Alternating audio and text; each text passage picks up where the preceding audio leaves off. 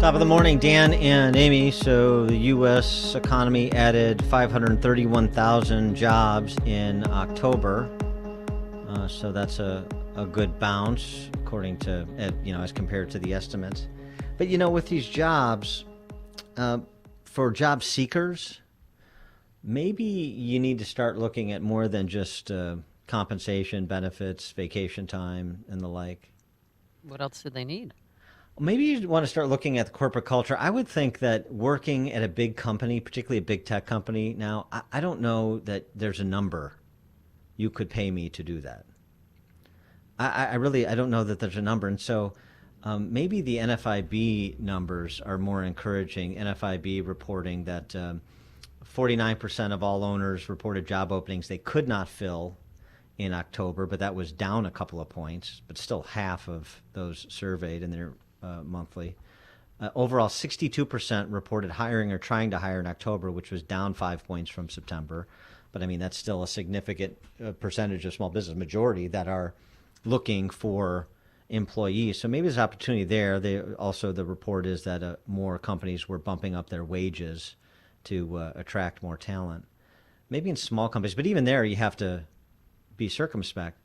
Let me give you an example of what I mean when I say take a look at what kind of environment you're going to spend 40 or 50 or 60 or 80 hours a week before you just jump at the salary and benefits package. Would you really want to work at Microsoft? Here is the opening of a virtual security product info session within Microsoft. Okay. Listen to these two knuckleheads.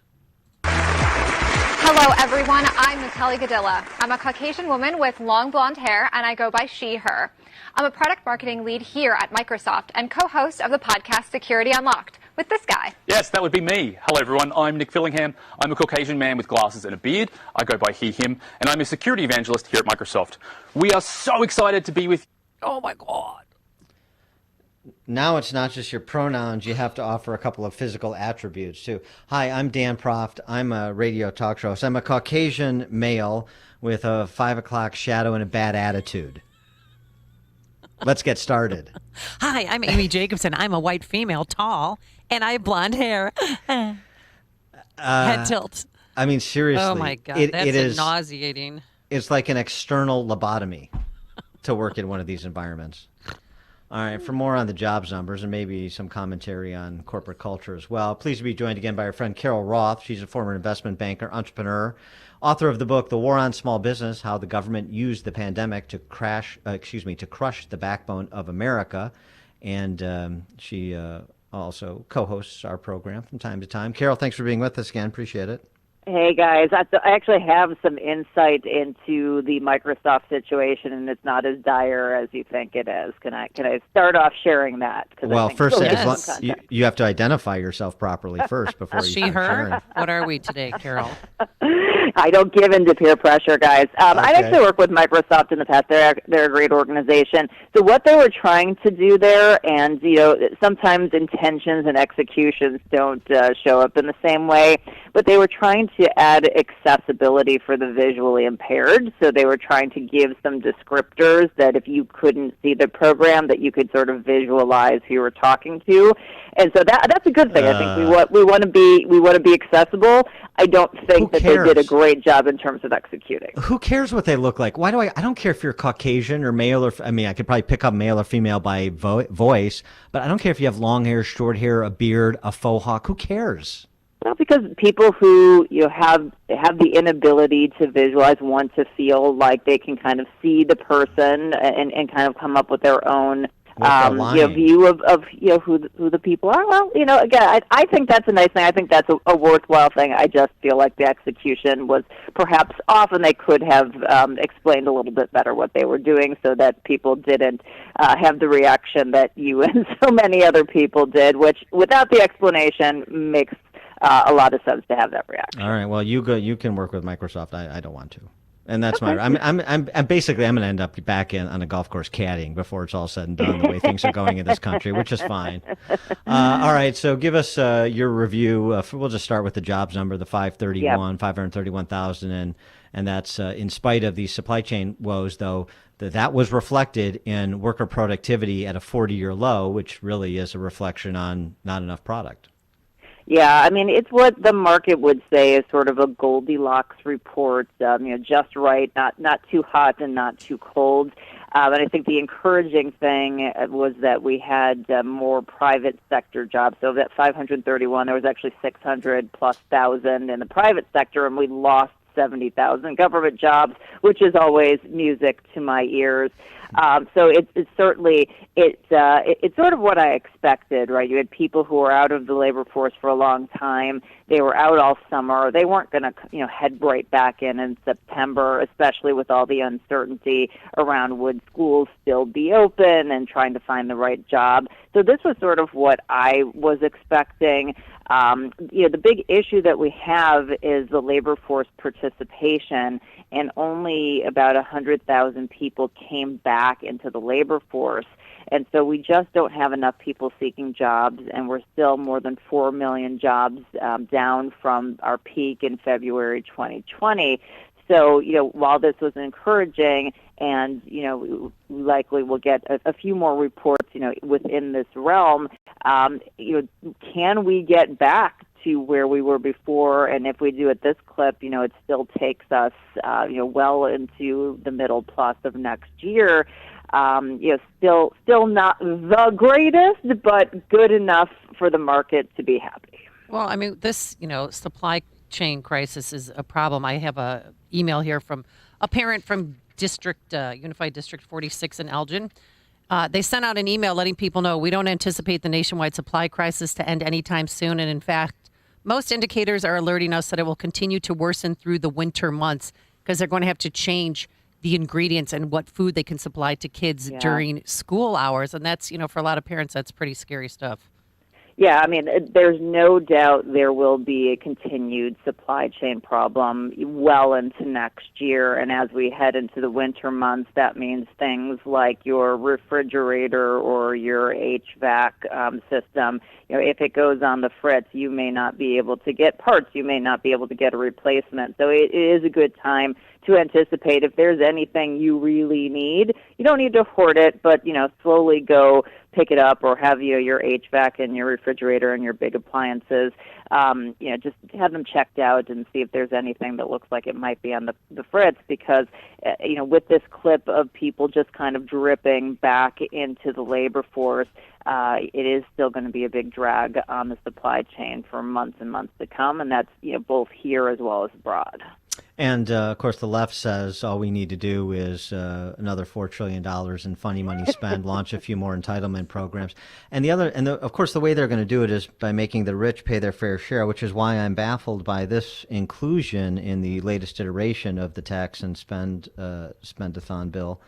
House Democrats proposing to raise the annual SALT deduction cap, the state and local tax deduction cap, to $72,500 through 2031 after Republicans had limited it in 2017 to $10,000. So this is all about providing tax relief to wealthy people in high-tax blue states. But I thought we want the wealthy to pay their fair share. Well, it depends which wealthy, right? Oh.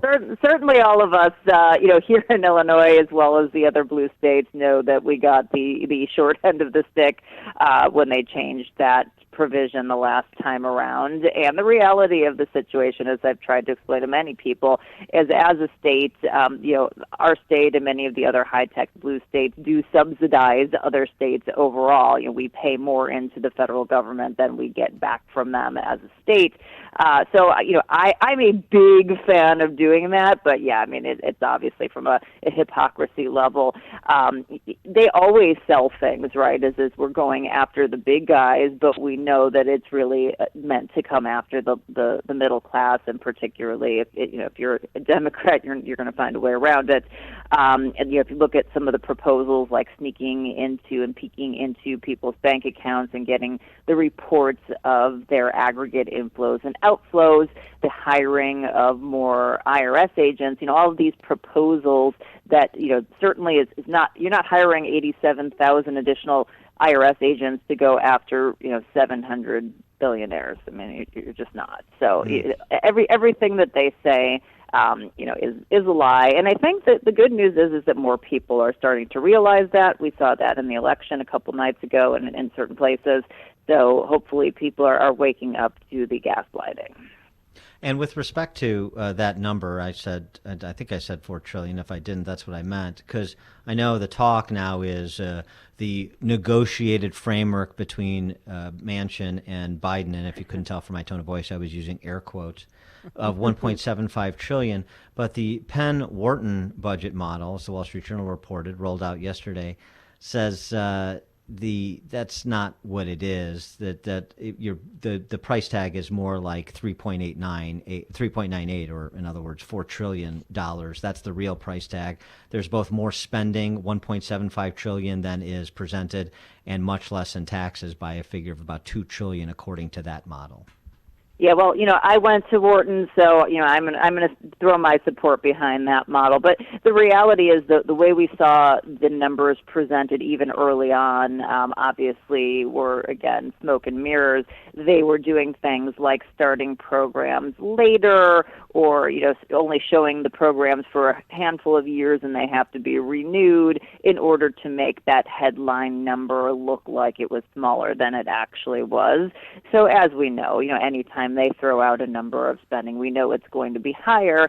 And in terms of tax collections, they never take into account the implications of what happens when you slap a tax, which is something that you do when you want less of something. So if you want less revenue, you slap a tax on revenue, and you're going to get less of it. And they never factor in how that flows through the economy into their models. So definitely some of these independent models are going to be more accurate. You're sort of getting to this, you mentioning it as we were talking through some of these topics, but just sort of from a blue sky perspective, your recent column that we're living through this great transfer of wealth from the middle class to the elites, perhaps the largest in history. Tell us what's happening. Give us sort of a sense of the dynamic. Yeah, we absolutely, from 2020 on, and you can argue it started earlier than that, but that was sort of the big fire. We have lived through the biggest transfer of wealth in all of history, not just in terms of the mandates that shut down small businesses and transferred those revenues to big companies where, customers could actually spend their money, but in terms of the Federal Reserve and the trillions of dollars that it is, quote unquote, I'm going to use air quotes now, Dan, quote unquote, printed from nowhere, and thrown into the market, which basically, if you are a saver, if you're somebody who's trying to retire, you're not earning anything on your money, but at the same time there is all this available capital for big businesses to access and to compete with smaller businesses. We saw 7 tech companies last year gain $3.4 trillion in value.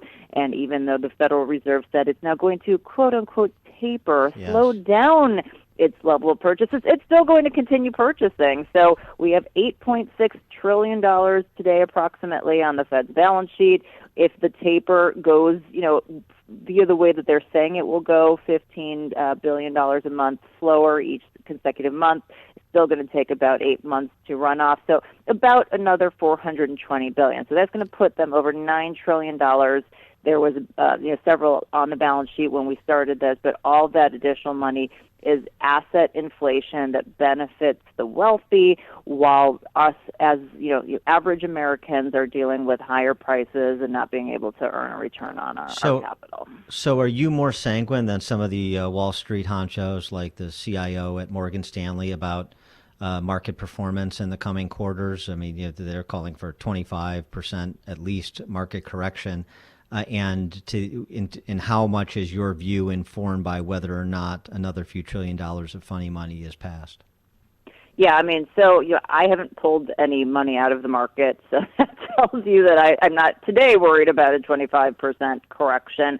Not to say that a correction can't be coming at some point in time, but I do think the Fed is behind the 8 ball because they are basically supporting the government's bad spending policies. And right now, I think it's somewhere around 15% of our budget, 12 to 15% of every dollar that the government gets goes to service our debts. And so if interest rates really start to rise, at some point that could double up to, if it gets normalized, it could double up to like 30%, which is going to obviously crowd out a lot of other spending and create a lot of other problems. So they need for the government to be able to, quote unquote, function, to keep interest rates, as low as possible for as long as possible. And then obviously, given the time frame that they're going to try and hold that back, I do think that, the companies in the market are not the economy. We're seeing that great consolidation. We're seeing the big companies benefit at the expense of the little companies.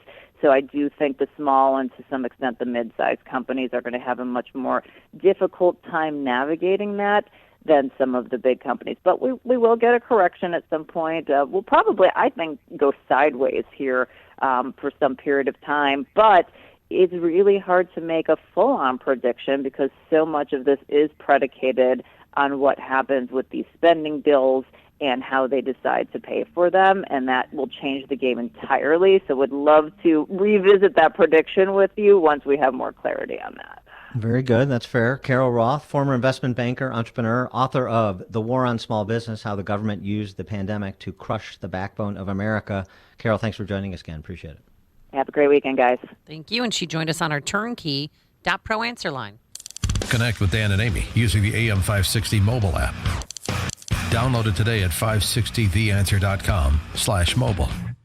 Hugh Hewitt here for Birch Gold. That's who I buy my gold from. HughGold.com or text my name Hugh to 474747. Getting close to my buy point, which is always 1,600 or 2,000. Why? 2,000 is my warning that hyperinflation is coming. And I don't want to be caught without more gold when hyperinflation hits. And by hyperinflation, I mean double digits. I'm not talking about Weimar Republic or anything like that. No, you want gold for those periods of time when the currency is a little bit shaky. That's when it becomes the investment you're glad to have in your safety deposit box.